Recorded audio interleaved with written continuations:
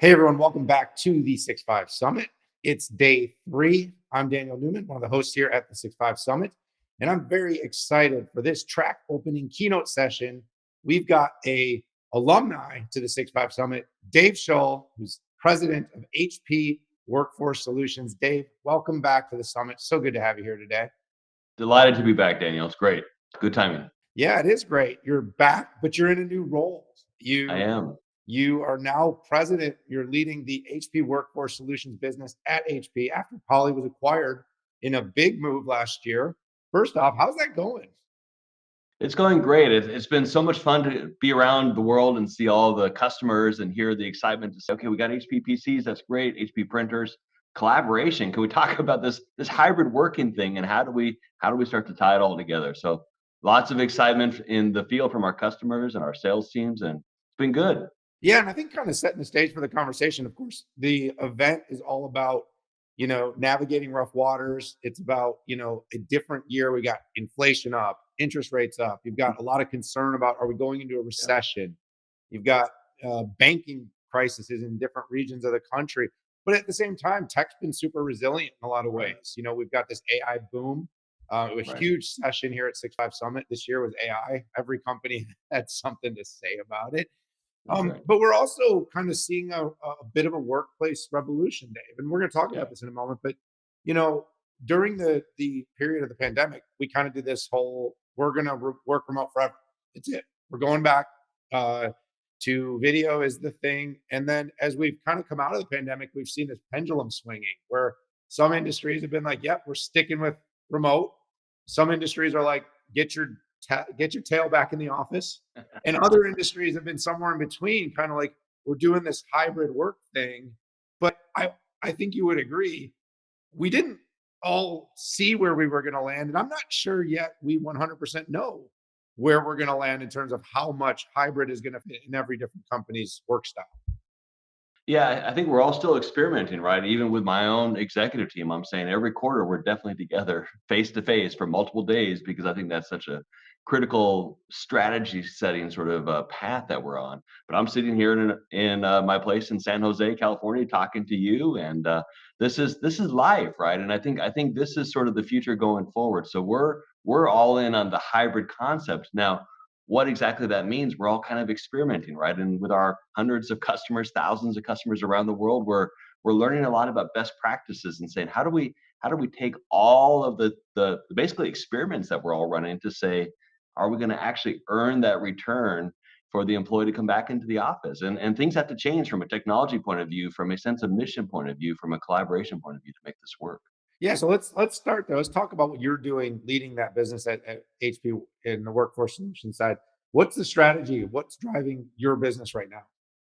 Well, so first of all, from a broader macro point of view, HP is pretty excited about saying we've been selling amazing devices for decades, and it's created an amazing, beautiful business, right? But it's not sort of creating a long-term, lifelong relationship with the customers. And so we're pivoting as an organization to say we really do value that long customer relationship, and that means we need to think differently about how we solve their problems. So specifically within workforce solutions, it's saying, okay, let's take all this experience that we have across Poly and HP and our printing businesses and say, what are the best practices from a hybrid working point of view?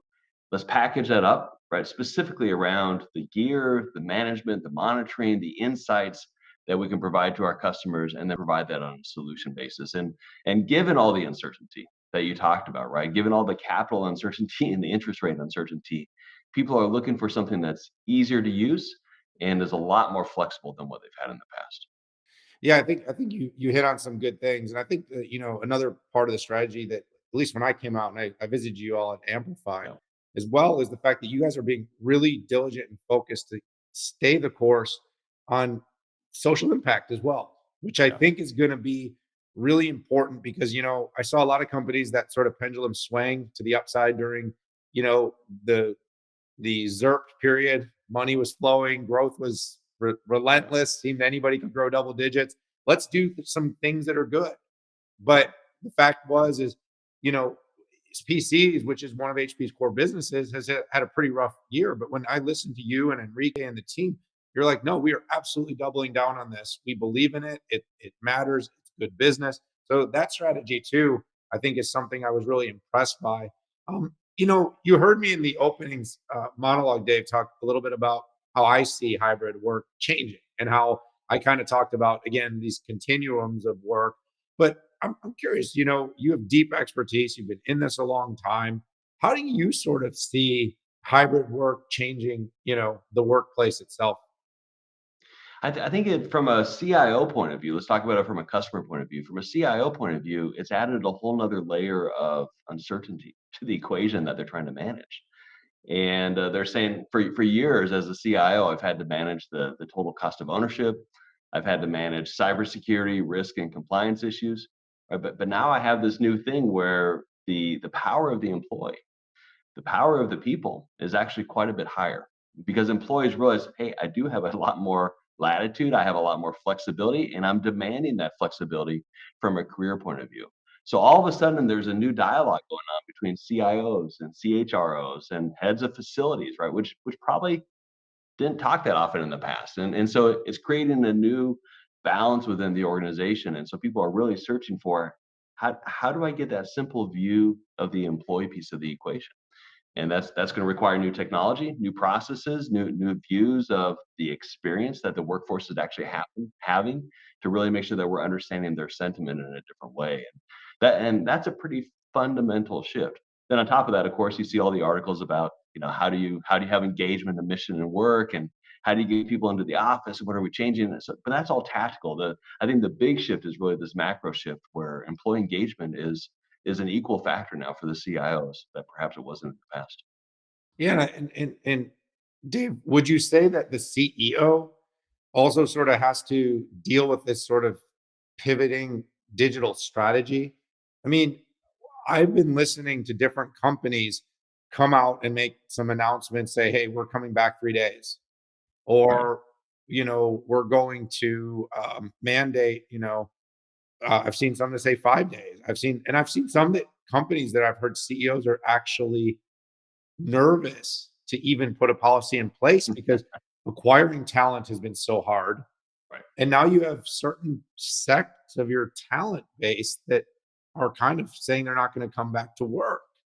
And then on the other hand, you have, not come physically back. Of course, they're Right. working. I mean, I had one CEO tell me, I'm not kidding, of a big Mhm. telco tell me that when they started asking people to come back to work, they found out that a certain subset of their workforce had taken on second jobs. Yeah. I mean, Yeah. so Yeah. you mentioned the CIO, which I think is very interesting, but what do you think? Just kind of what's your take on how much can the CEO drive it versus the CIO execute it? Does it have to start at the top of the business? I mean, you as someone that's been a CEO multiple times, I think Right. how would you be thinking about it? Well, it's interesting. I went into Poly as a COVID pandemic CEO, right? And trying to figure out ways to connect with my board, but also with the team was challenging. And I was traveling a lot, even in the midst of the pandemic, because I felt like I had to.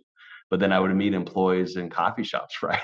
We may have been 5 blocks away from the office, but we were in a coffee shop just from a safety point of view. So the shifts early on in the pandemic, right? We all went through, but now I think fundamentally the expectations have changed. And CEOs, yes, we have a macroeconomic instability, we have interest rates going up, but unemployment is still quite low, right? Especially here in the US. And so how do you deal with sort of that balance of factors is pretty important. I think what's interesting compounding that is if you talk to CIOs and CEOs, 83% of the CEOs are saying we're going to digitally transform the business. And especially in the tech sector, that's accelerated a lot with AI, right? We all have our chat GPT sort of or Bard sort of strategies in place. And so there's a big push on macro digital strategy and digital transformation. And we all understand how important that is. But that only works if you have employees collaborating effectively in the office. And so there's sort of this concept of how do I fix the foundations? How do I fix the underpinnings so that my employees can participate in this shiny new world? Talent is the core of what we all do when we run businesses. And if talent has fundamentally shifted their expectations, it's a bigger shift than we've seen in decades, right? And we need to figure out how to accommodate that. Yeah, I just definitely wanted to make that tie because I think what you were saying about the CIO is really relevant. But I think there's this CEO, CIO thread. There's these sort of digital shift mandates. And then of course, Yeah. you said the 7-letter word, chat GPT. Um, Look, even from the onset of, I mean, I can legitimately say since I saw you what a month or two ago, Yeah. at Amplify, the Right. the influence of generative AI on Yeah. every business's strategy is Yeah. palpable. I mean, Huge. I don't know. I mean, Future, we've launched our own generative search. Like we literally look at this business and we go, every business will change because of generative Yeah. AI. That's right. It's That's right. and so that's also changing the CEO's strategy about where people work. It's going to change the Right. Right. CIO's strategy of how they work, what tools they have. You're going to pick tools based on which integrate best with that technology. So, you kind Yeah. of mentioned in your last answer digital strategy. Um, Talk a little bit about how that drives innovation in the workplace. Well, let me talk about it specifically from a HP point of view, right? So I manage the customer care for the organization, and we have thousands of agents around the world providing amazing service to HP customers, and that's great. But how do I make them so much more efficient with generative AI, right? And there's a lot we can do, and the trials and the demonstrations and the processes that we're seeing are really pretty exciting. But then you also think about sort of the core of HP's business as a technology provider, which is okay. How do I look at our computing models? The computing models are going to change as well. How much of it sits in the cloud? How much of it's high-end intelligence at the edge because you want a private data model, and you want to make sure that you have that workstation capability at the edge. From a HP Workforce Solutions point of view, we have 114 million different devices out there. I'm managing and monitoring telemetry data on more than 40 million devices. What sort of machine learning models am I using on top of that to provide interesting insights to our customers? And so, as you said, it pervades the product side, it pervades the process side. It's every aspect of the business, and I'm trying to drive my team to rethink every bit of our process flow to make sure that we're so much more seamless for our customers. And so that's a massive, massive change to the business model. Yeah, and with such a significant workforce out there too, one of the things that, I always talk about customer zero, right? But when you're a big company like HP and you're thinking about something like how to deploy successful remote work in this era, um, you have a great opportunity because you have the hardware, you have the software, you have the people, you've got global footprint, follow the sun service support. You should honestly be building almost like the perfect sandbox within HP to then roll it out. So talk a little bit about the company's approach to connecting and managing, workers' devices with the workforce so distributed. So we have a CIO, Chief Digital and Transformation Officer, and his mandate is shifted right at the mandate of the CEO, and his mandate has become to manage the employee net promoter score. And a couple of years ago, we never would have imagined that, right? And so now we're looking at every sort of moment that matters in terms of how the employee is engaging with the technology and saying, what's the NPS at that point? What's the NPS after a help desk? What's the NPS at setup? What's the NPS when they're swapping devices? And it's sort of a very, very different mentality. And for me, from a thought leadership point of view, I'm bringing in our chief customer experience officer, who also now is responsible for employee experience. I'm bringing in PhDs from our HR team. I'm bringing in the head of strategy and saying we need to pull together, as you said, the customer zero experience with our tens of thousands of employees around the world. What's working so that people feel engaged in the office? We're also then bringing in all the know-how from the Poly team to say, okay, let's look at how that Poly gear is being used in the various offices around the world. Let's look at the engagement of our employees, the sentiment when they're in meetings, the use of space, what's working, what's not working, and let's aggregate all that together. you know, so much of this talk lately around the impact of AI, the impact of distributed work has been about what are the jobs be of the future. I heard you mention at least two titles of chief leaders in your business Yeah, that I yeah, don't think existed a decade ago. that's So, exactly right. that's Exactly right. continuing to pop up. And I know, you and Enrique and the team continue to be innovators. You continue to be very focused on building an upskilled workforce, which is something I've always been impressed by. Right. That the company is continuously investing in innovation and change. Um, let's get a little bit of your advice. Sure. Talk about a bit about your principles. So, given that you've sort of seen this landscape, we've seen the shifting modalities, we've seen hardware, software. We've seen work from anywhere on any device. What advice? What do you know? What would you say to the customers, clients, prospects out there about building a hybrid work in this era? It's interesting. The concept of personas has been around IT for decades.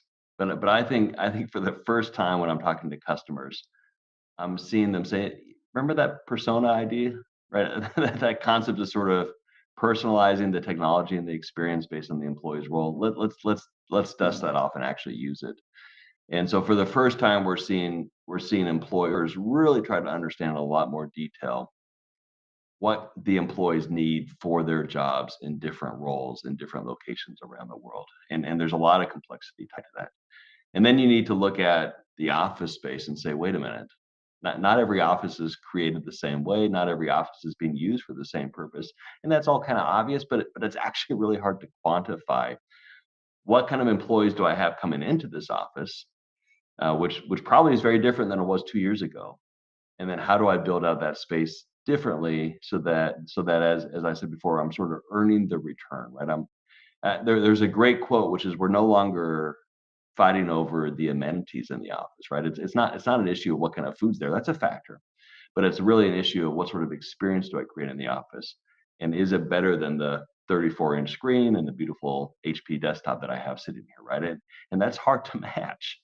And so that's kind of number one. And when I talk to big customers that have tens of thousands of employees across 60 different countries, they're like, Dave, how do I tackle this systematically, right? So that I have sort of a comprehensive view for every office across my 50, 60,000 employees, how I'm going to manage it. And then people really, really underestimate the basics, right? So get the basics right. That employee onboarding, that first moment really, really matters from an employee satisfaction point of view. And is it going to take you 57 emails, which I had a customer highlight for me the 57 emails that are required. It's like, wow, that's a terrible experience, right?